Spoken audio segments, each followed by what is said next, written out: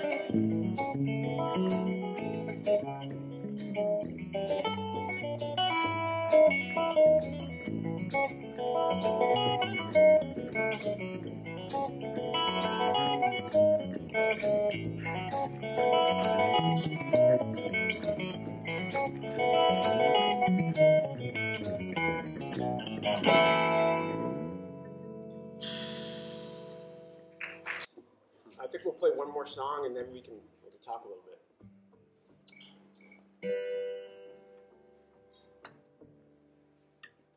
We're going to play a kind of a relaxed song that I wrote for the experience of my father passed away about a year ago, and watching him age and trying to deal with that. And this song came out, and it's called Old Man.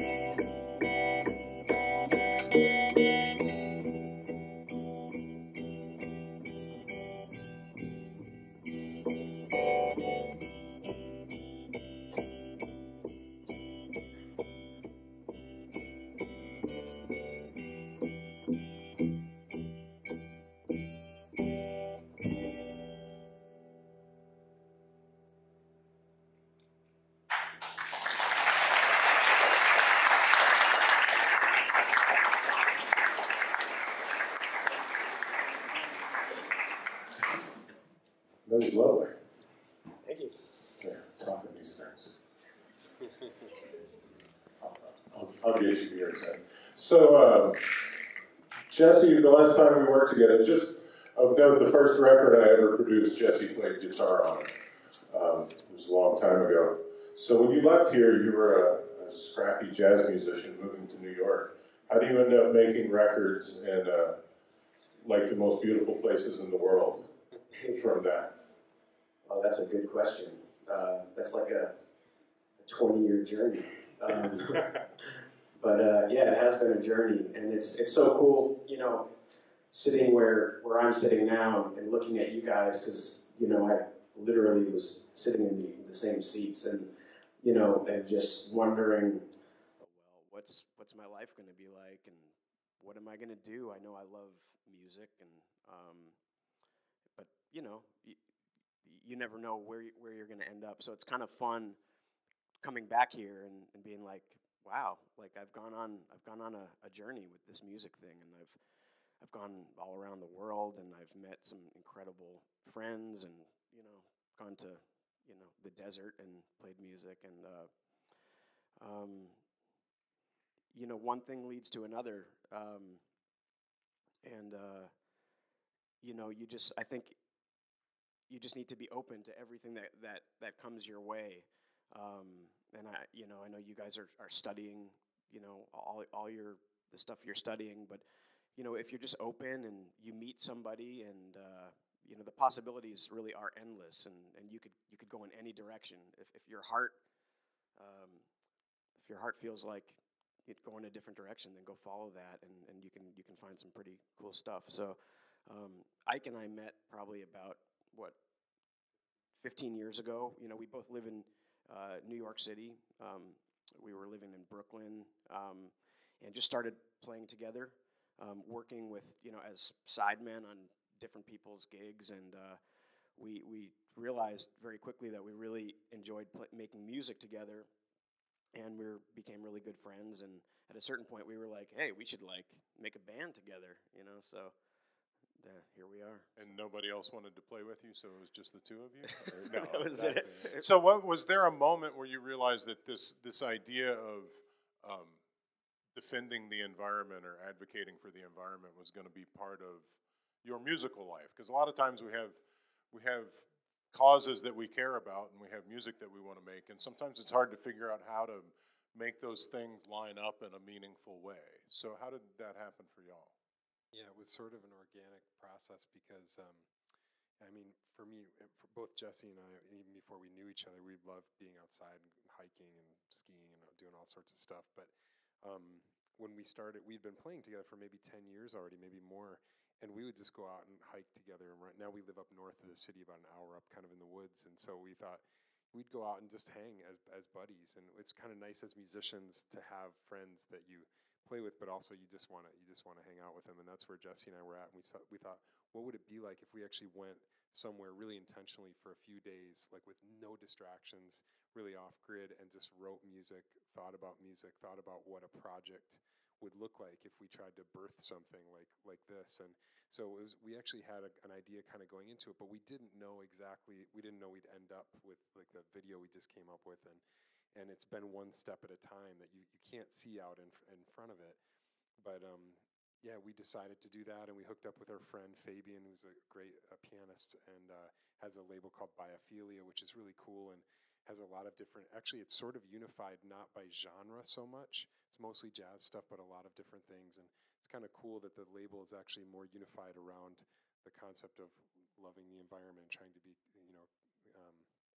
conservation and environmentalism and activism. We're doing a cleanup this weekend that everybody on the label has to, at some point you have to be participating in these cleanups. And it's not a huge deal. It's like you go give an hour or two of your time, but the feeling of it and sort of the awareness of it changes your perspective. And I think it's a cool, really tiny positive thing that we can do that sort of, ties in with the music that we're playing. And so, being outside is all we'll go out and rehearse outside. We'll write tunes out in these places, and it's given us so much inspiration over the past few years and over our whole lives, really.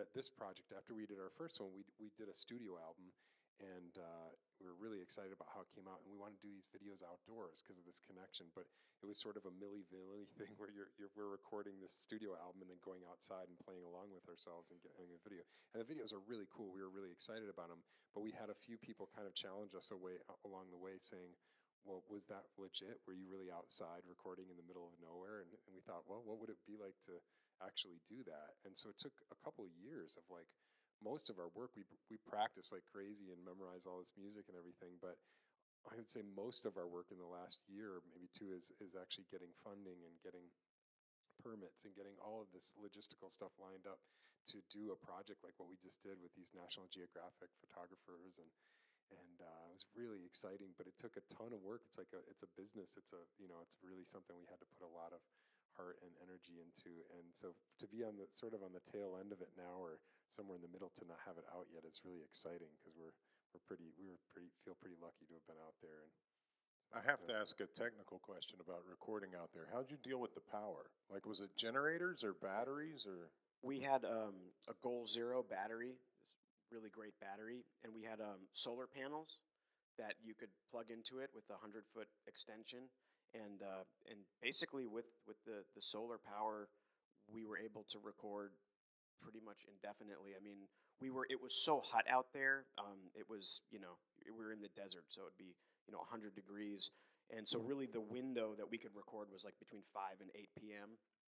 So we would spend most of the day, finding a place to play, getting all our gear there, setting everything up. It was really intense because then there was this incredible weight on the moment, right? So you fire up all the gear, get the Pro Tools going, and then all of a sudden after all that, it's like, okay, guys, like time to record. Make some music. Don't screw up. Yeah, don't screw.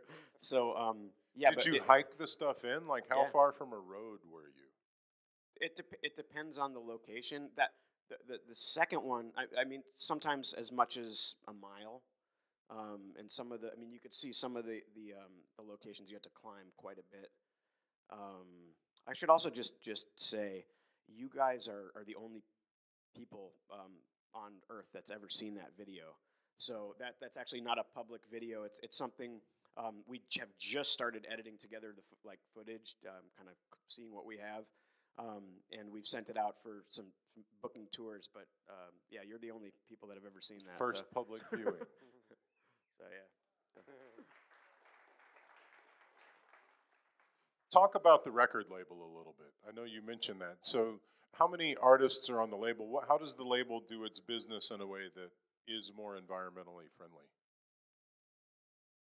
Well, so like Ike said, the label has a mission to do positive things for our planet. So all the artists are active in doing environmental cleanup projects, community outreach.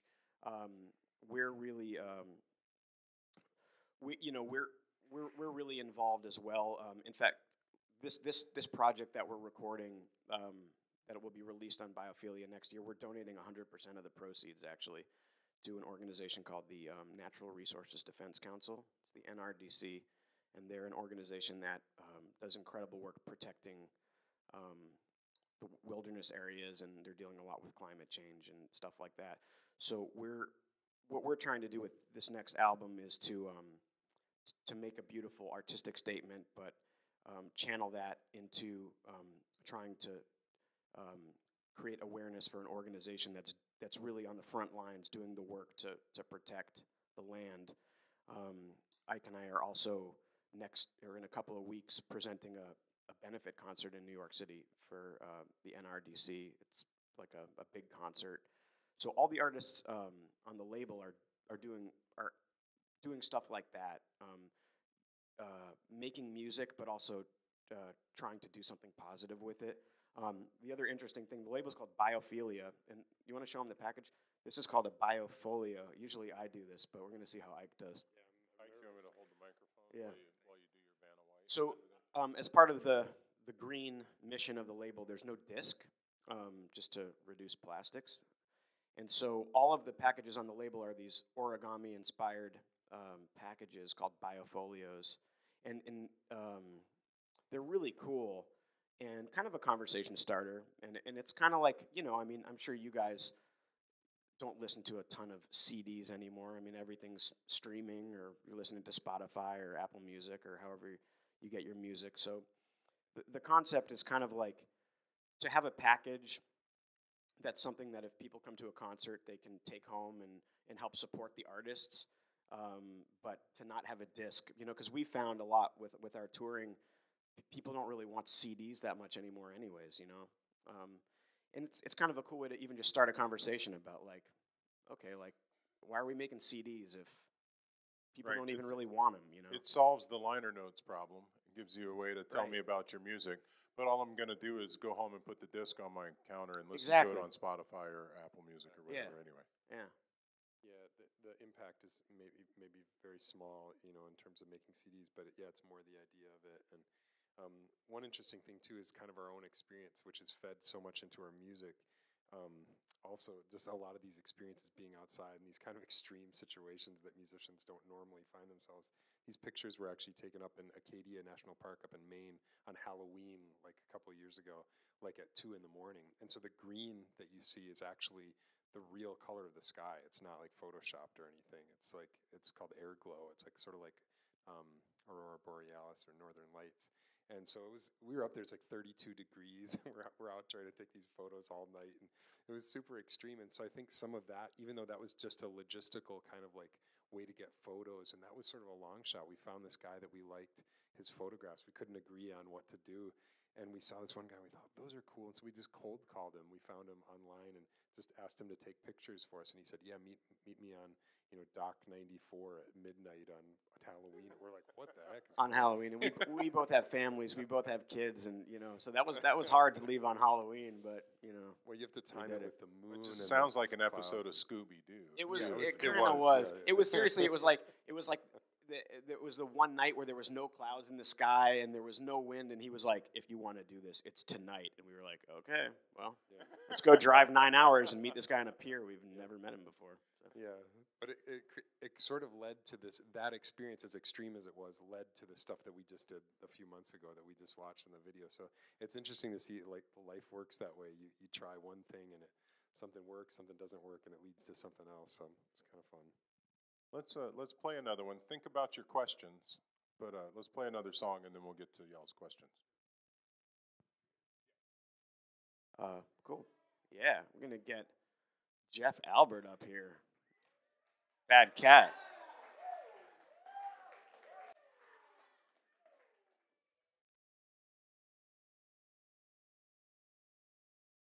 We're gonna play a song actually from this album called Supermoon. And on the album, it featured a great sax player named Donnie McCaslin.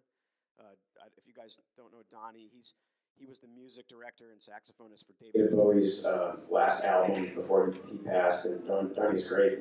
And I didn't know I had such big shoes to fill. Yeah, so now we got Jeff.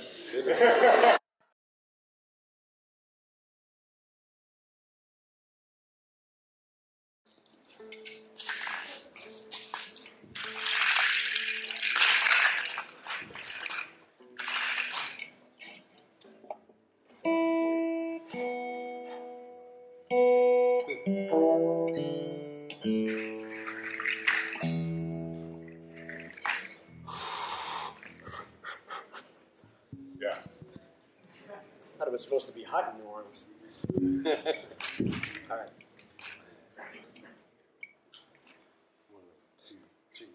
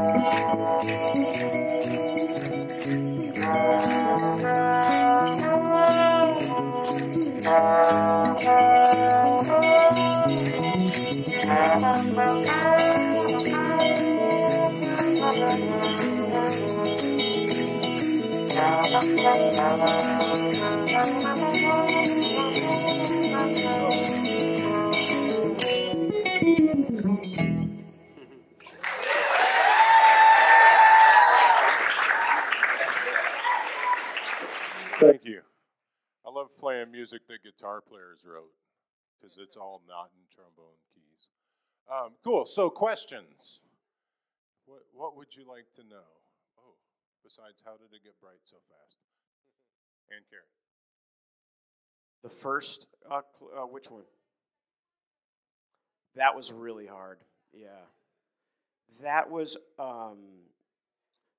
quite a hike. It was probably at least a mile to get back there. But we had to make like 5 or 6 trips. So every day we were hiking like 5 or 6 miles with like there's a lot of gear, really heavy gear, and it was super. There was a little river that we had to jump, like cross, and then that cliff was actually, I don't know what the grade was, but it wasn't easy. We had to kind of like crawl up it. It was actually a miracle that nobody got hurt or nothing broke. That was probably the most intense day, but it was really fun. But it's a great shot. Yeah. So worth it. Yeah, you could tell. Obviously, our friend brought a drone with him, so that's how we were able to get some of the shots. But yeah, the funny thing was the snake. The audio snake where the mics feed into is a big thick cable, and it was 100 feet, and we didn't know. We're just eyeing it, and it would be like going from me to you, except higher, And we didn't know how long it was, and so we got the mics plugged in, and then we pulled the snake down, and it dropped, and we had about 6 inches to spare. Like, it went right down to the ground, and we just totally got lucky. Obviously, you can't change there was really only one spot to stand, so we really got lucky that day. But, yeah, there was a lot of weird stuff like that we encountered. So. Well, there actually is going to be quite a bit. Those 4 songs, actually, that audio was unmixed that you heard. So the mixed and mastered audio, a lot of that stuff will come out more.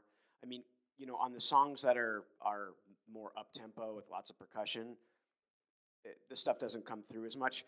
But on the slower songs, yeah, we've been kind of getting mixes back, and it's crazy. I mean, if you can hear bees flying by the microphones and birds and all kinds of wind and leaves, and we did one by a waterfall and a stream. So you really do, you kind of go on the whole journey.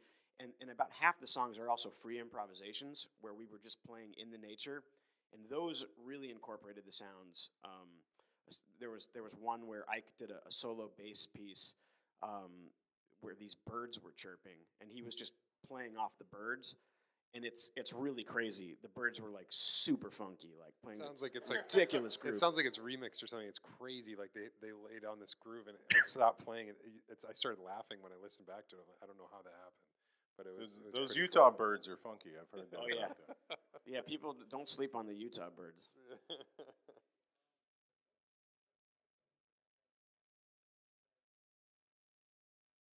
It kind of depends song to song, but like typically on our stuff that's very intricate, a lot of times like we've had times where Ike would write like a whole solo bass piece, and then I'll learn his part, so we literally are playing it in unison together, and then I'll take that and then create my own new part off that.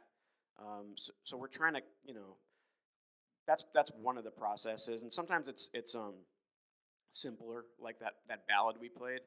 There's just like a melody, which kind of had harmony, and he plays it. But almost always there's some kind of back and forth where yeah. one of us will create something and bring it to the other, and then sort of transform it and mess with each other and say, no, why don't you try this? And we'll go back and forth a lot. And one thing we committed to really early on, we kind of come from a jazz background, and a lot of people are read music. That's what a lot of people do, and especially with intricate tunes like that, or classical musicians or something. And we decided we really want to memorize everything we play. So now we have a few hours worth of music that we have rolling around in our heads, hopefully, that we can call on and play. And it's just, it changes the vibe when you're playing with people like this, and there's nothing in between you, So. And then if you decide, oh, this section feels like it should be a little longer this time, you don't have to worry about the trombone player not keeping up because he's reading the chart. You did great. Exactly. So are there Ike songs and Jesse songs, or do most of the things end up being collaborative, or? Yeah, we each have contributed tunes, and we both bring a ton of stuff, but we don't make a big thing about saying who wrote what, just simply because we like the kind of the band feeling, but also because I could say that I wrote one of these tunes, but then like the last piece is something that I wrote, but then Jesse completely changed it and transformed it, the way the voicings he's playing and everything, so kind of makes it a more collective thing. Hey, oh.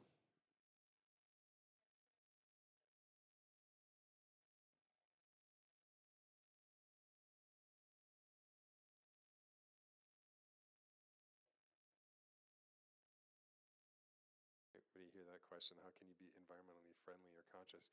That's an interesting thing. I mean, even for us, there's lots of things that we do that everybody can always be smarter or more aware, or, the decisions that we make. And so we kind of challenge each other to think about that. But we also know we're all limited in terms of what we can do individually. And I think that's what's cool about, we realize that for us, we're musicians. We're like, what can we really do to enact some change? But we thought, well, if we create something really cool and there's a conversation around it, or what our music does and says represents something bigger than us, like in terms of these videos and like the NRDC, they're the ones really doing that work of like suing someone if they do something that is harmful to the world. So we thought, well, if we can channel what we are able to do into that place that we care about, then they can do that. We can enable them to do the real work around that stuff. So I think, and it just makes people more aware when you're voting, or when you're, making different decisions in your life about, whatever it might be. So I think it's really, if you're already thinking about that, you're probably doing great. But, that we can all challenge each other to take that next step, Well, and I think just talking about things is important, right? If I look at what I do in my yard, in my neighborhood, whatever, if I think about it differently, because we had this conversation, right? If you make music, if your thing is mental health, and you cause someone to say something nice to a stranger because they were thinking about not even a song you made, but something you said between songs, or something you put on your Instagram or whatever. Like, just the idea of putting those positive messages into the world. And as musicians, people listen to us in different ways, right? You already have a little bit of a platform. So if there's somebody who digs your music, if you can make them think about something else just in a slightly more positive way, that stuff adds up.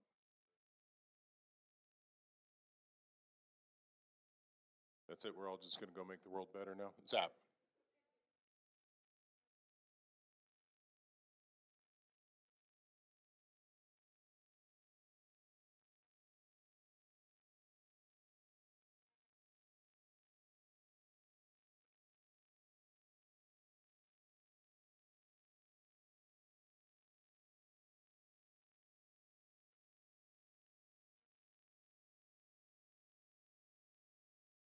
That's a really cool question. Actually, Jesse and I were just playing at this place called the Whirly Bird last night. That was really fun. That's in Opelousas, about 2 hours from here. And the guy that hosted us, he actually gave me this foot percussion thing. It's the first time I played it because he gave it to us today. But he had all these found objects and was like recycling everything that he'd tear down a building and then use it to rebuild something else. And that, speaking of what we just talked about, that was super inspiring to Jesse and me. He's probably 70 years old. And we were sitting there sort of like taking lessons from this guy, thinking like, wow, that's really creative that he has the vision to do that. But I was actually thinking about that even when Jesse was describing the solar battery, right? We have a Snake, we have a solar battery, we have Pro Tools laptop mined from titanium and wherever it is, right? So I get where I've had all those same thoughts, like, okay, I have 4 bases at home. Is that really the most helpful way to, to get at all this stuff? And no, it's not. And we flew to get here. So those are really good challenges and questions to ask. But if through that step that we took to fly here, to drive to Utah to make these videos that we did, enact some kind of change politically or in more likely in really small conversations where we're having a burrito with somebody and we talk with them about the project, and then that one step leads to another and they talk to their cousin or their friend or whatever. Those things really, that's the real impact, I think. So if you multiply all of these relationships that we have in this room and that all spins out and you share something, might be your music, a song that maybe this affects a few of you to write your own music that ends up reaching a lot of people. The cost of those airline tickets or those several items that we brought, that's a small price compared to these entire huge corporations, dumping things into the river or enacting huge automobile changes and not going to electric car. Those types of decisions, I think when we do things, so many of you are probably thinking along those lines, trying to be conscious, which is so cool, but those don't add up nearly as quickly as these huge kind of industrial changes. So I think these small steps as artists, it's really important to believe in that. And if you do need to get some kind of equipment to get that message out there, it may be for the greater good, And if our activism as artists can lead to policy changes where we end up with solar and wind-powered urban grids, then the gas we burn, then the electric cars, right? If we change the way society works, then the way we live in society doesn't have to be environmentally detrimental, right? It's those policy changes that matter, right? If we could legislatively make everyone have electric cars easily, it would be much greener. But that's not how we do things in this country. But we could push towards those things. So if I have to buy a plane ticket to go somewhere to help try to enact a policy change, there's a trade-off there, because the bigger policies are the ones that ultimately really matter. We still have to live in the world we do live in. It's complicated though. I Yeah. mean, that's a really good question, and we think about that a lot. That's the hard part, right? It's that balance of being a part of the society and or sort of, it's a really hard question. I think about that stuff all the time. So I think where I've landed is just to try and I definitely consume a lot, as we all do, from this planet, and at the very least, I want to just be conscious of what I'm consuming and trying to give as much back as I can through a lot of different ways. But it's nice that you have that recycled symbol, though. It looks a little beat up. It started off as a flat symbol. That up.